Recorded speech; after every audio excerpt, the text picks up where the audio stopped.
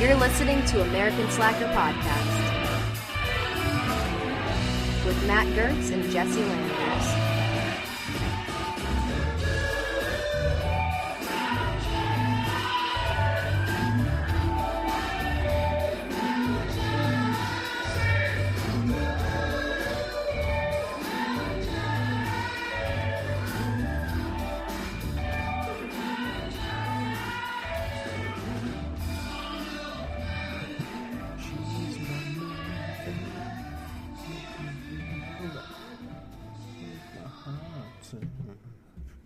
Should let the professionals do it.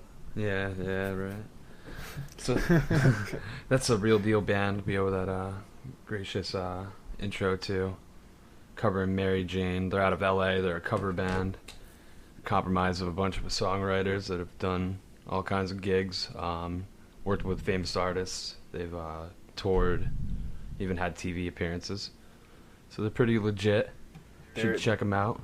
They're pretty funky sounding. Do they do mainly covers? Do you know? Yeah, mainly they do covers, but I do believe they all have originals, and a lot of them are doing like side gigs or like they're individual artists themselves.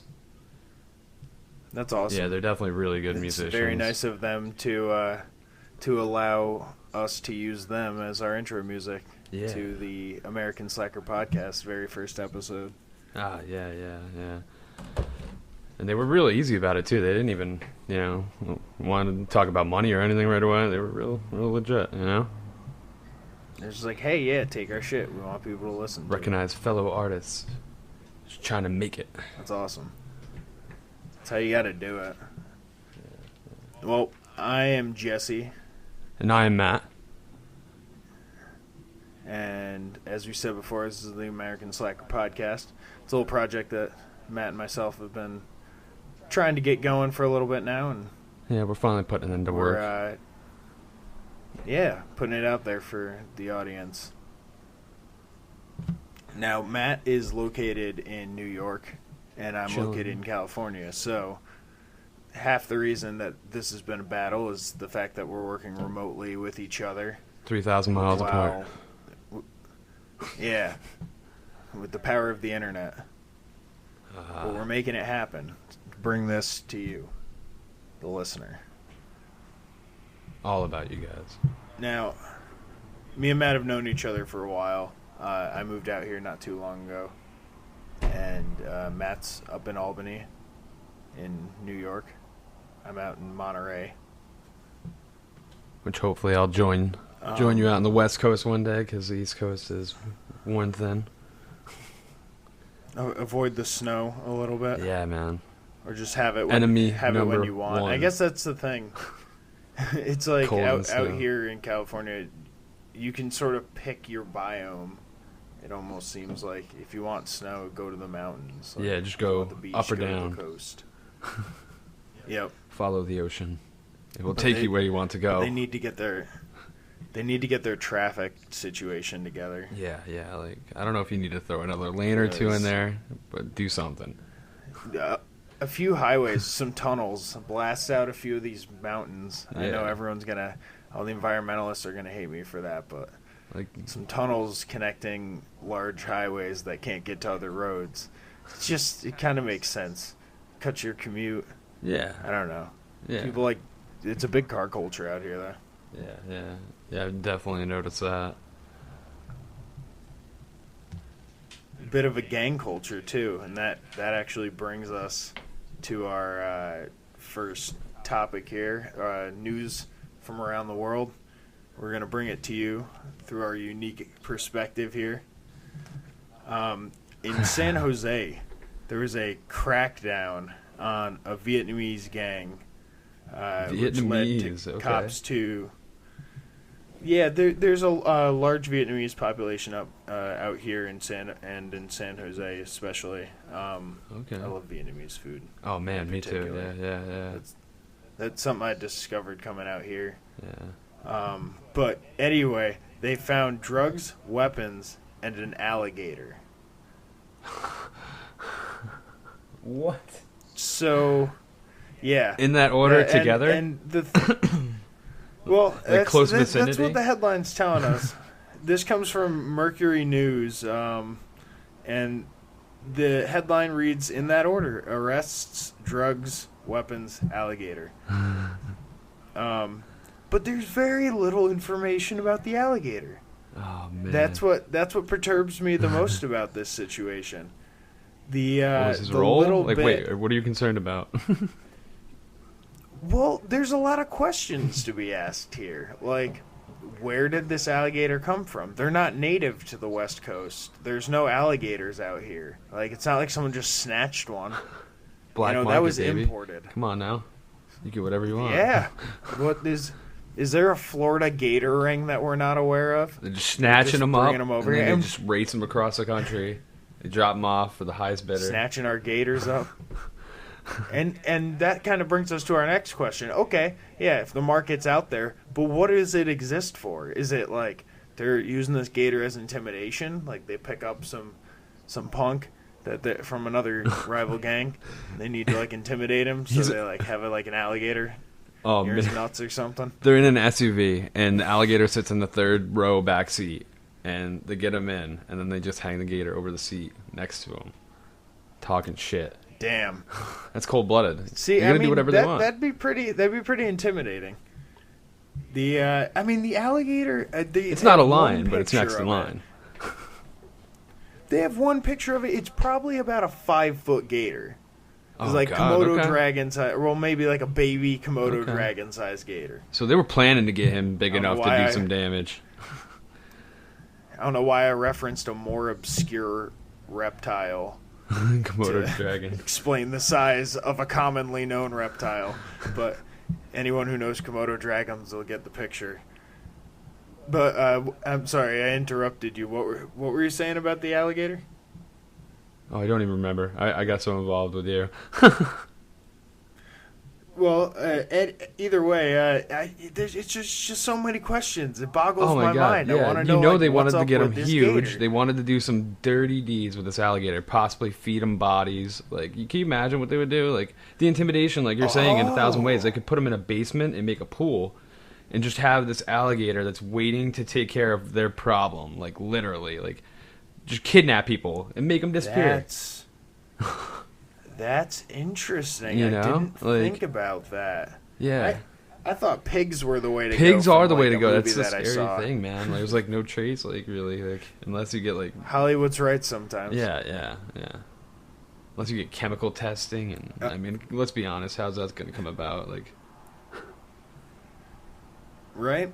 I mean, the only thing they said in this about the gator was details about the gator, including its condition and connection to the alleged conspiracy, were not disclosed. So I'm led to believe that this gator was part of a conspiracy and that it might be dead. Oh man, they murked the gator. I think they shot this.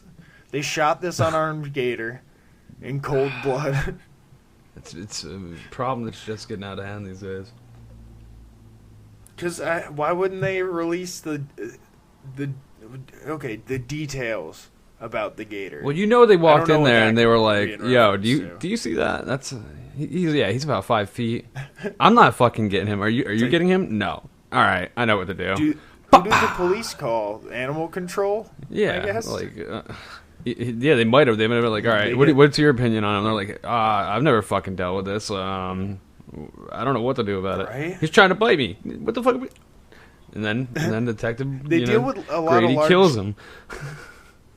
They deal with a lot of large cats, but I don't know about large reptiles. Yeah. Well, probably snakes, if anything, because I know I have seen like a lot of like snakes on like different animal shows, and even like cops, like where they're like just like random like 10 feet like pythons or boas just like getting snatched up, like they showed up at the neighbor's house or like whatever, you know. Jeez. Oh, and the icing on the cake, the operation that the cops pulled off to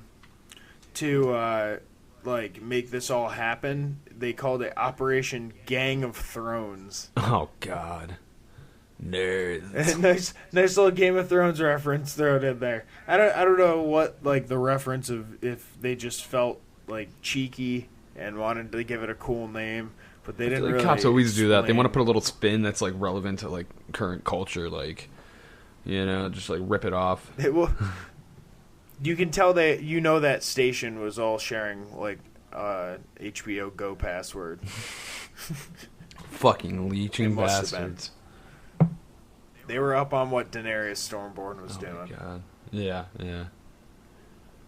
They're ready for the White Walkers. All right, on to the next little piece here, and this is one that I find pretty interesting. It's some culinary news. All right, lay it on me. I like food. Who doesn't? You talk shit. Did Colonel Sanders' nephew accidentally spill the secret to KFC recipe? You know he did because he was a greedy little fuck. Well, I don't think this might have been a mistake of him not realizing what exactly was going on with the like. I'll explain. This comes from the Today Show. The famously secret 11 herbs and spices. Sacred or secret? Managed to slip out. A family photo was shown where the spices were written down on a piece of paper. So it was an old family photo. There's a handwritten copy of it that has the recipe on it. They've like figured out what the 11 herbs and spices are. It's out of the bucket. That's crazy. Yep. Well, now they're done. I mean, Popeyes has got it. Probably McDonald's has probably got it. That's what the nuggets are these days, probably. I haven't been there in years, but I mean, come on. So it was like he's pulling out all these memorabilia things to show like to the reporter, and boom, right there in front of him is the 11 herbs and spices, and he just this reporter goes at it. Ha! So, dude, you're making me want to go to KFC right now. I haven't gotten KFC in a while. Man, I haven't had it in years, man. I got one of those like chicken corn bowl mashed potato things. Dude, the stoner bowl. God, I think that's probably the last thing I had there as well. I mean, that was the thing to get there. It's not terrible. No, it's not. No. In terms Recently, of fast food fried but chicken. I mean, you know how it tastes. The chicken, those sacred spices, man. It's so funny. It's so unique. Have you ever had Popeyes? No, I really haven't actually. Like, first off, I avoid fast food chicken to begin with, and so I mean, it's very limited. When I did, it was always KFC, you know, like, right, or occasional kind of McDonald's chicken nuggets. Those are pretty dank as well. Yeah, I mean, and especially now that they're all white meat, apparently. Yeah. You never know what the hell they're putting supposedly. in there. God. I would just always feel really bad after McDonald's. My body is upset with me. All right, I'm going to tell you a secret. Now, hold on. We got to stay on the McDonald's. Oh, what is it? I had gotten drunk not that long ago, and I actually went there. And knowing that I'm on the ketogenic diet and everything, so I broke the diet and had McDonald's. And dude, you couldn't be more right. McDonald's made me want to die. So I have the 11 herbs and spices in front of me right here. I want you to like list off. I'll tell you when you get them, and then we'll reveal whatever the last ones are. So, spoiler alert to whoever's like a big KFC fan. Let's check them off. Turn your world. I'm not down. I don't know a whole lot about spices, but I do know a few. So I'm gonna say there's definitely pepper. There's definitely salt. Yeah. Oh yeah. You got two right there. Well, they go on everything. Every recipe I've ever made basically has pepper and salt. But I'm gonna say there's. Oh man. Is there oregano in it? Yeah. Ding ding ding. You got oregano. Oh God. Parsley. No parsley. Thyme. Yeah, you got thyme. So you got 4. Yeah. I got time on my side. See, this is where the problem comes in, because I definitely can't remember. The rest of them are all kind of what might be obscure. in a chicken recipe. Right? I would say, like, I don't know. Is there something weird like paprika in there? Oh, dude, yeah. That's actually one of them. Oh, okay. Hold on. Okay, you want to keep going? You got 5. Is there a mustard, or like mustard seed? Yes. That's 6. God, got dried mustard. Dude. What? All right. Let's think about this. What else would be a weird thing to put into a chicken recipe? There's one. I don't think you said this yet. I'm trying to think. Maybe you did say that one already. Yeah, I think you said that one. You got 6 of them right now, though. All right, I'm just gonna like save the view. I'm gonna save like the listeners like their ears. I can't guess anymore. Okay, what are they? That's more than I probably would have gotten. Okay, so from I need to know. From the top, there's salt, which you got, thyme, which you got, basil, oregano. Oh. You said oregano, right? Yeah, I said oregano. Okay, that's the one I was like. Parsley. I think you had gotten it already. 5 is celery salt, which I don't think I've ever heard of celery salt. I don't like celery. Oh, let me guess, garlic salt too? Yep, garlic salt's number 9. Jumping back, number 6, black pepper, which you got. 7, dried mustard, which you got. 8, paprika, which you got. 9, garlic salt. I would have also accepted garlic. 10 is garlic's awesome. 10 is ground ginger. I wouldn't think there'd be ginger in it. And 11, man, that makes sense. 11 is white pepper as opposed to black pepper. Okay. Man. Yeah. Now, with this recipe, do you have like is it equal parts or is there like a certain way to prepare it? Oh, yeah. I mean, on this article right here, it straight up tells you. I mean, it's like 2/3 teaspoon salt, 1/2 teaspoon thyme, 1/2 teaspoon basil, straight down the list. Yeah, this will definitely get posted on our social media as like a super chicken spice recipe. We will not use the name. Know what it is. It'll be Admiral. It'll be Admiral fried chicken or something, instead of the Colonel. We got the Admiral. He's like a different branch. Way better. Yeah. All right, so our next story brings us to a lake I guess more of a river off of Michigan on the border of the United States and Canada. Huh. The article comes from the New York Times, and it reads, Canadians rescue 1,500 Americans who veered off course on inflatable rafts. Oh, my God.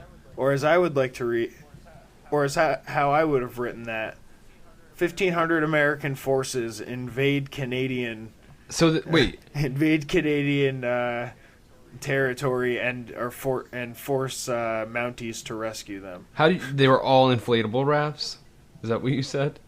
Yeah, they were all on inflatable rafts, God. like you would just pop into a lazy river and sort of like float on down. Oh my God, it's like a Walmart party or something. What the fuck is that?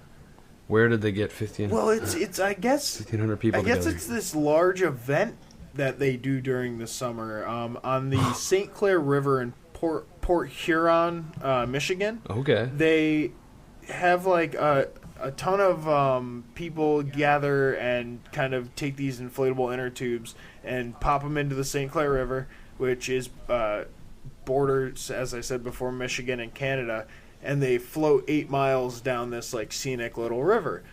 Occasionally, they end up missing like the route, and a couple of people sort of veer off track, and they've had that happen before. But this year, someone dumb was leading the pack, because whoever took the wrong way, everyone just followed that dummy and went down and into Canada. And I guess they were forced to have the Canadian Coast Guard rescue a whole bunch of them. Oh, God. There were like minor injuries and some twisted ankles and stuff, but like people were generally okay, just like wet and without passports in a foreign country. You imagine how many Mounties they had to round up for that? What an operation. I love the quote at the end. No, Mr. Kimball says, no one really planned to be blown over onto the Canadian side. It's like, yeah, I would say that's safe to assume. Yeah. I don't think you guys planned this as like, all right, guys, we're going to go in under the guise of this inflatable raft event. Inflatable water world. In our swimsuits. It's a town that no one's masterminding a coup via inflatable raft. Oh my God, no. And I mean, how there small has ever been one. is this like area? Because I mean, you don't want to be on an inflatable raft in the middle of like a pretty good sized lake, let alone, God knows what brought them to the border. Right? I don't know. I mean, I actually have a large map in front of me here, and I'm looking at let's get a Michigan. reference. I can't quite. I'm trying to find Port Huron, but this map is quite large, so I don't know if Port Huron's a larger. Oh, there we go, Port Huron. Okay, yeah. So it's not. It's on the other side of Toronto, the peninsula sort of thing that Toronto's on, just at the very bottom of Lake Huron. Now, do you have a mile gauge? It does border. Like, can you tell the size of It this? does border width? the Canadian side. Can you give me the girth of the river? Well, it's I mean, it's weird because I'm guessing the river just dumps out into Lake Huron, and that's where they probably washed onto the Canadian side. They went east, I'm guessing, a little bit too far, and ended up near Sarnia, Canada. Shout out to Sarnia. Now, is it safe to assume that alcohol Helping was out involved? the American citizens. I would assume anytime that you are on a raft and you float into a neighboring country, you're probably a little inebriated. Yeah, that's a fair guess. Be like, someone put the stripes vertical on the flag and they're missing the blue. I don't know what's going on. What's that fucking leaf? It looks the same, but something doesn't feel right. So moving on from our neighbors to the north. I posed a question to you earlier. A question about Kanye West. Kanye West, yes. Not one of my favorite people, by the way. I really just don't get it. I don't know. I have a real love-hate, because I do understand that he puts out definitely interesting perspectives and interesting music. Yeah. But sometimes the things he does, I'm not quite behind. Like his fashion show, I tweeted out that it looked like a post-apocalyptic sort of fashion show, or a homeless post-apocalyptic. wear. Yeah. I could. Yeah, I didn't actually see it, but I could only imagine. It wasn't anything I would purchase. But I mean, you gotta appreciate him as an artist. But I mean, it's just he's an abstract artist. Give me the question real quick. What was it exactly? Well, the question that I was posing to you earlier was, what would you do if you were Kanye West, first off, and you had 4 minutes free reign on stage at the VMAs, the Video Music Awards on MTV? So I would totally bring up old dirt, like, because everybody likes it anyway, and I would literally do the most obscene thing, and I would dance the most ridiculous move while talking shit about Taylor Swift for the whole 4 minutes, just because I feel like he would do it. Like, I feel like it's possible. I feel like it goes back and forth between being the sane person, and I'm talking like he would just do the same, like the dab or like the robot, like over and over and over again, just to piss people off. So it was like, all right, like, what's he doing here? Because people would clap for a while, and then it would just be like, wait, should we still be happy about this? Yeah. What is this? It's like, because after a while it'll bring you out of the zone, and you're like, what am I watching? He's got that star power ego going on, where I feel like he would do something that would be just, he's going to take up the stage until like they literally have to physically remove him. Like, it's not like they gave him the 4 minutes. It's like he's just up there and they're like, all right, man, you're 2 minutes over your time. You're supposed to just like tell someone, like, give the award out, like, So you're thinking he's gonna go like 8 minutes instead? So you give me 4, I'll take 8. Yeah, exactly, man. Like he's just giving the award to like, the next movie, like whatever, the music video, and dude, come on now, like, it's how he is. Like, he just calls people out, does what he wants. Yeah, I mean, he did. I guess later in the article, which we found on contactmusic.com, they said that his previous acceptance speech was 13 minutes in at the 2015 ceremony. So, oh, man, if he did 13 minutes just during an acceptance, which generally I thought they play you off. That might just be the Oscars. I don't know if the VMAs does that as well. They might give you a little more rain, but yeah. Yeah, and I think 4 minutes is like what do they mean by free reign? He just gets to do whatever he wants. Like he can pull his dick out on MTV, or like I was wondering, like I'm wondering if he'll just like it'd be really surreal if he just like stood there, or like maybe he cut the lights and went through people's pockets. Like what's free reign? Like who knows what he's like able to do with that. The producers, I'm sure, are freaking out because they're like, what are we gonna have to clean up after like he's done? Oh, man, God. maybe, you know what, maybe he just goes on and performs one of his songs, which I mean that'd be cool, but that'd be almost very anticlimactic, which might work in his favor. Yeah, you know? Yeah. Oh, he might be able to milk that angle. Oh my God, can you imagine his public affairs agent, like how fucking stressful that job is? Oof. Just like, all right, every day, just wake up, pop like 5 Xanax, and crack your neck. All right, so like, what did you do last night? Lay it on me. It's like I jumped in a fountain in Italy and gave a free concert. It's like, all right, what's the blowback? It's like I'm wanted by the Italian police for disgracing a fountain. That's a national monument. It's like, fuck. What do I do? Actually, you know what? That I'm lying about that. That I don't think he did that in Italy. It was in like so it was some Middle Eastern country that he did that in. It was really cool though. Oh, he actually did that. Jumped in a fountain and just gave like an impromptu performance. Okay. Like, was there music in the background, or was it like he was just like singing alone in a fountain? Because that's kind of when insanity kicks in. He like pulled up with a car or something and like hooked up some speakers and just jumped in with a mic and was like romping around in the water. It looked pretty cool. But yeah, dude, that's kind of like crazy. Yeah, exactly, and that's the thing. That's why I got a love-hate relationship with this guy, because sometimes like he'll do like really odd stuff that I'm just like can't really wrap my mind around, and other times I'm like, that was awesome, absolutely, I can get behind that. Yeah. I gotta look into some of these good deeds of Kanye, because I haven't really heard too many, but I mean, that's pretty funny. Imagine him just like ripping up and popping the trunk, and it like opens up, and he just gets out with like a wireless mic on his head, like, and he's just like bopping and singing to the people. They're like, wait, what's going on? All right, this is cool. Always get in the water. Like, my mind's running crazy, like, because if like he could do anything he wants with 4 minutes. Like, we already established he's taking at least 10 or 15. Yeah. Oh yeah. Kanye. He'll probably do a song and something. I'm thinking. Oh yeah. Maybe. Yeah.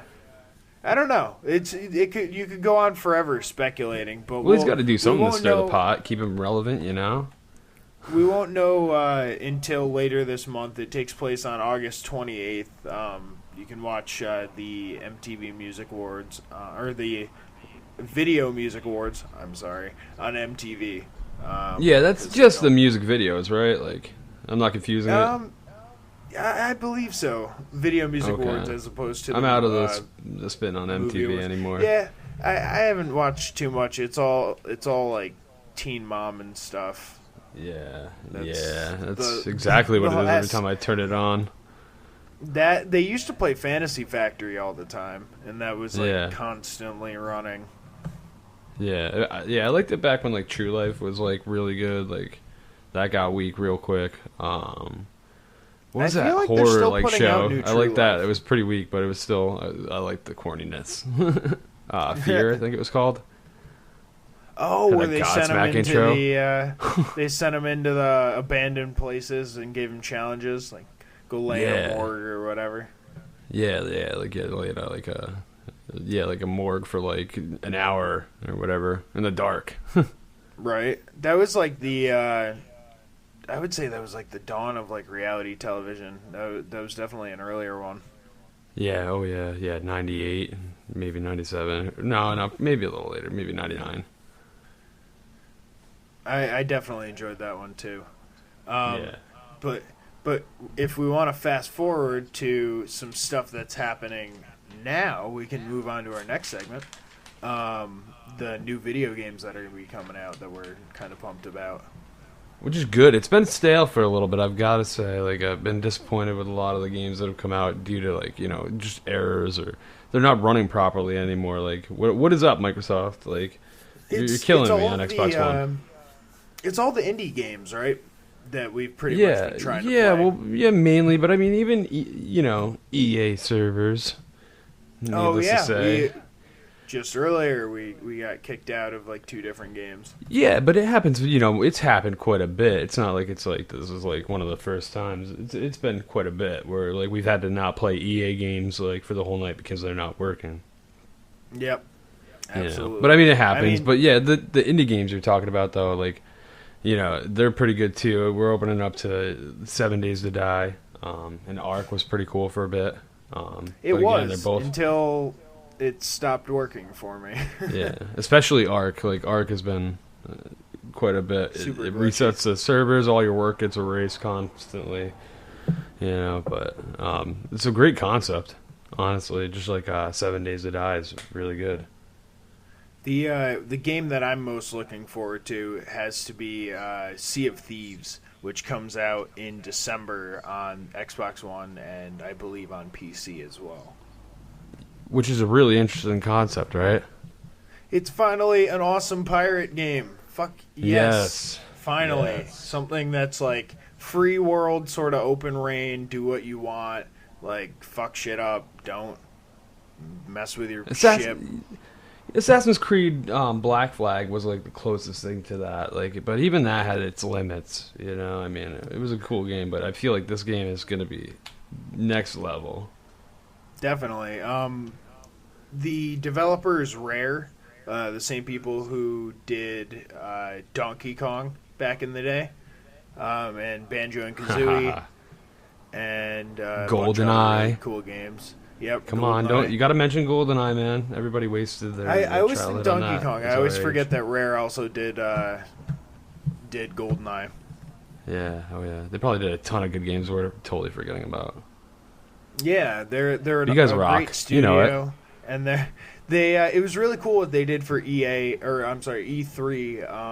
They held off making their release video until like pretty much the last moment, from what I understand, because what they wanted to do is allow people to go demo and play a little bit of the game, and they actually brought people in, recorded them playing, and then used that footage at E3 to premiere their game and the gameplay by letting the fans actually play it and react to it, which I thought was a really cool touch.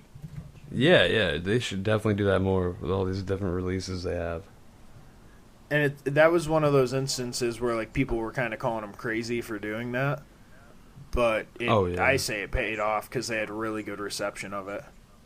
Yeah, that kind of exposure, like getting close with the fan base, I mean, you can't go wrong.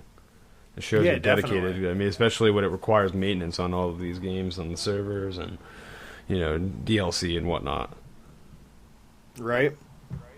Now, basically, in the game, you're, as we said, it's a pirate game. You sort of start out as not like just a clean, fresh pirate ready to go. You jump on a ship with some of your buddies and your crew members, and you go off sailing and finding treasure, fighting AI and also fighting other people on ships that you encounter.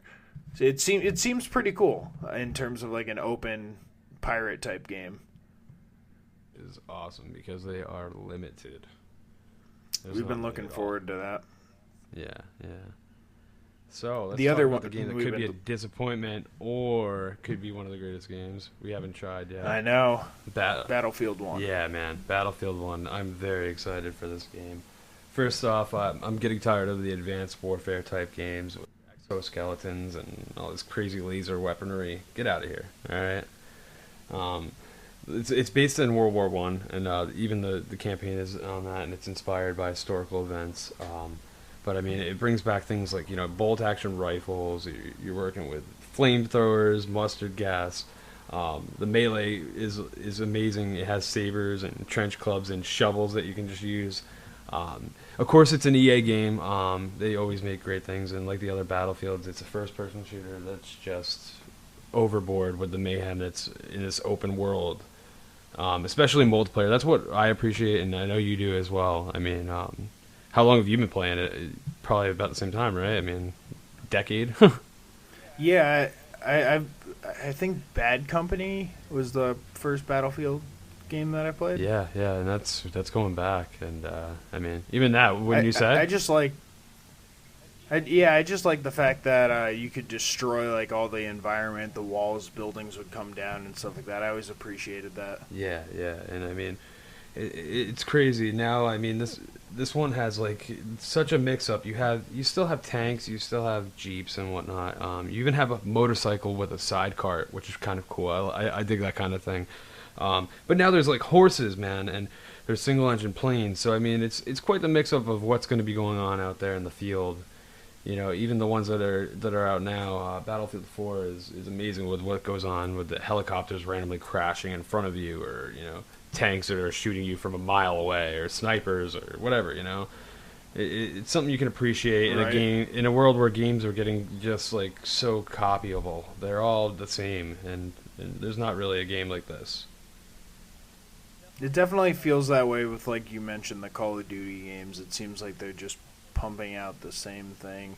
They add in a couple new weapons or whatever. They put the zombies in a different map, and they say, here you go. Yeah. It doesn't help that there's two different producers on it, Treyarch and Activision. They're making two different Call of Duties, once a year or whatever it is, even if it's like, a year and a half, 2 years. It's crazy that there's two different companies making the same game, basically. Like, there's a lot of other games that could do that. Like, why aren't we getting two Fallouts, or, a Skyrim and a Fallout every year? Something like that. I'm just happy that they're putting out a new Battlefield. We've been playing Battlefield 4 for a little while now. Getting back into it again. And this new one will be pretty cool. Now, some news regarding one of our favorite sports that we enjoy watching. Well, if you want to take a step with me into the green corner, I'll green corner. Some of the recent great news. I'm very into what's been going on lately. One of my favorite fighters is Nate Diaz. He's amazing. He's just got an attitude, and he can back it up, and I like that. He's got character, and it gives it a new element to the sport that is just besides two guys beating the shit out of each other. But as we all know, it's been Conor McGregor and Diaz having a wonderful brawl of talking shit to each other, and we're at match number 2. And I mean, it was mayhem going into this. It was chaos at the press conferences. Did you get to see all the lovely things like the throwing of the bottles? I mean, parents were suing because the little kids were getting whacked with bottles because these two dipshits were throwing them at each other because they were so angry.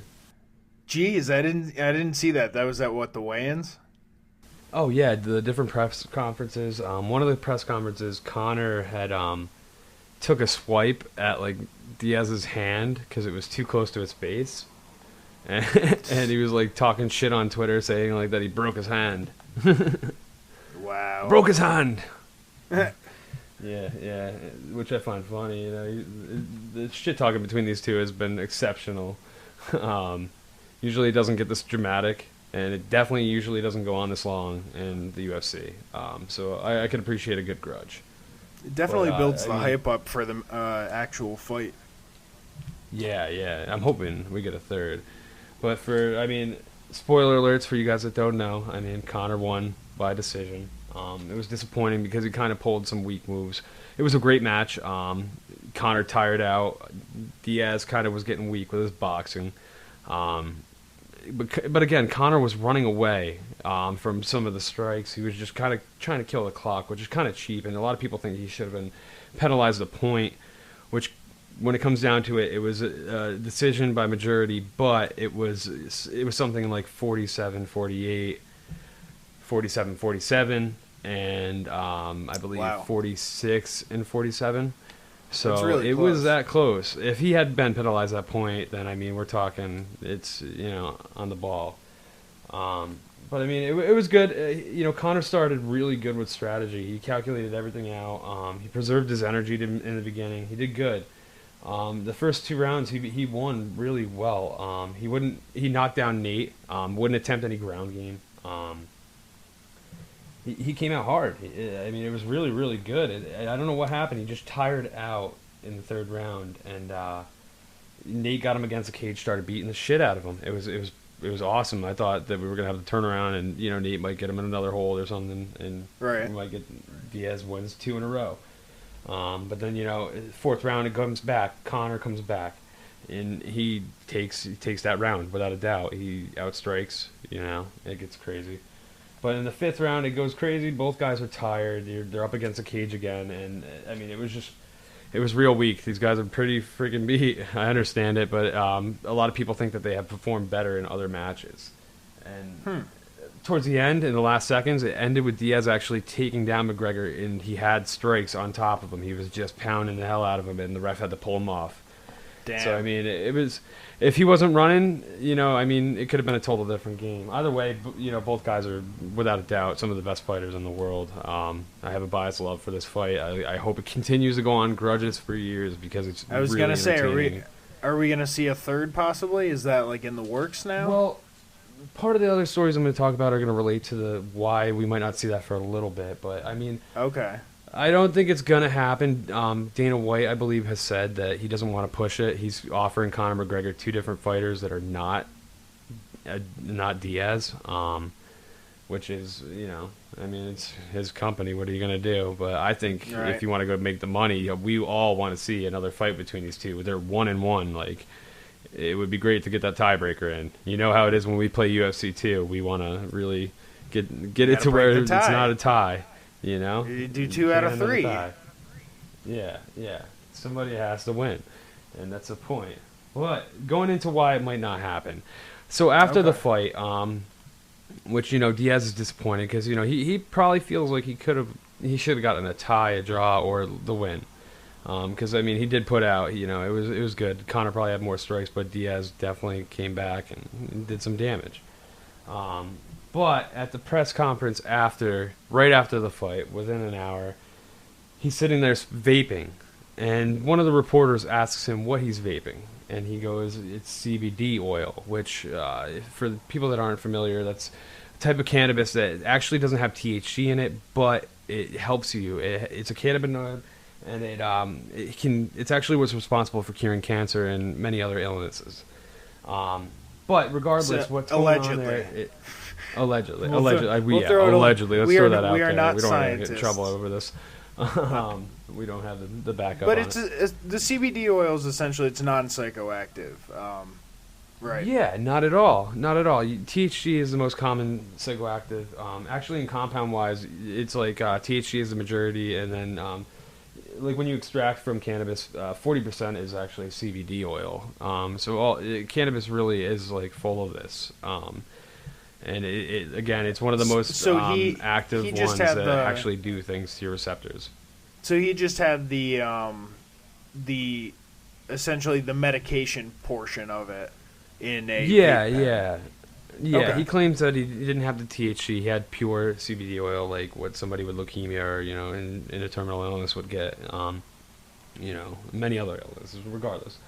Right. And there's a weird law, like CBD oils aren't illegal for the fighters to use, but they are when they're in fight. And I mean, in competition technically is what the term is, in which in the definition it means 6 hours before and 6 hours after.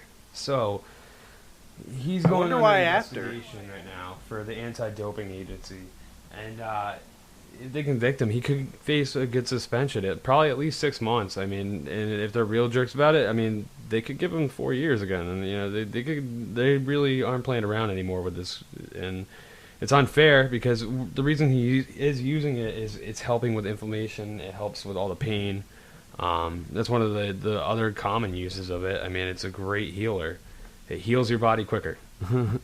He's not trying to get high. He's actually trying to help his body. The same way somebody might ice their body after a marathon run or, whatever. Or after taking a fucking beating in the octagon. I mean... yeah, some fighters probably do that too. I know they do it before. Give the guy a break. Let him smoke a little. Right? Yeah, come on, man. God. But I hope we do see the third. That's my... oh, man. I'm dreaming of it already. After this last one, I want to see it. 5 rounds? Who? Come on now. Going 5 rounds is great, man. Throwing the sloppy punches, round 5. Yeah, I just got to end on a totally little related article too that I found interesting. All of this is related. It's all about the Diaz brothers this week. So the Nick Diaz in the green corner, which is yeah, dude, hell yeah. I got to go back and say that there was some wonderful Stockton slaps that occurred in the match, which nice. If I was a judge, I would have gave him the win because the Stockton slap is like a special move that you pull out in Mortal Kombat. Like, come on now, right? But anyway, it's like Nick the Diaz, gorilla palm, bam. Oh God, yeah, dude. Oh, it's friggin' brutal, and it just makes whoever gets it mad because you just got slapped, bitch. Yeah, you got slapped. Can't do anything about it. Nick Diaz is Nate's brother. He's been around a little longer. Nate, came up from the Ultimate Fighter, but Nick was in the UFC before that. But Nick was in Vegas celebrating because his brother was fighting and all that. And they happened to have a party going on at the Bellagio and the Hyde, which is a club that me and you have been to. And this is the great part. Like we've hung out there. We had a great time. We got our own little private section for a bit. It was great. It was cool. It was a nice Vegas club. That was fun. So he bumped into somebody, which, I know me and you both probably did this that night. Bumped into somebody, and it was a guy with an ego, and, he tried to be the bigger guy, and he apologized and all that, and the guy wasn't having it. He just kind of walked away like a dick. And he caught him when he was in the bathroom with 3 other guys, his buddies. And they just started trying to beat the shit out of him. And I guess they didn't know who he was, because a trained MMA fighter. Yeah, basically his whole life that grew up in a rough neighborhood and has been fighting before that, too, as well. It's like a premise for an action movie right there. You walked into the wrong bathroom. Wrong motherfucker. Yeah, right. So I guess they started beating him and whatnot, and it didn't last too long because he had gotten 3 of them on the ground in different holds and chokes and punches, and then he dealt with the other guy apparently, and it ended on different terms where they just kind of ran away. And they even asked him, the Bellagio asked him if they wanted him to charge the people, try to find him and get him and everything, and he was like, nah, they've suffered all the punishment they'll get from me. Nice. That is beautiful. A little bit of bathroom vengeance. Ding ding ding ding ding ding. All right. That pretty much brings us to our last segment of the episode. If you've made it this far, keep sticking along, because this is the chance. This is the first. We're sort of still putting all this together, but this is the first chance that you will have to possibly win a little bit of American Slacker merch, which will be printed up soon and be put on a store for everyone to give us their money. Now, we're calling this Wiki Unusual. I have a odd fascination with the Wikipedia Unusual page. Now, I've talked to you about this a little bit, Matt. Oh yeah, we've had some interesting conversations with these articles. There's just so much weird stuff on it that I can't get over, and it's more than I can sit down and take in one day.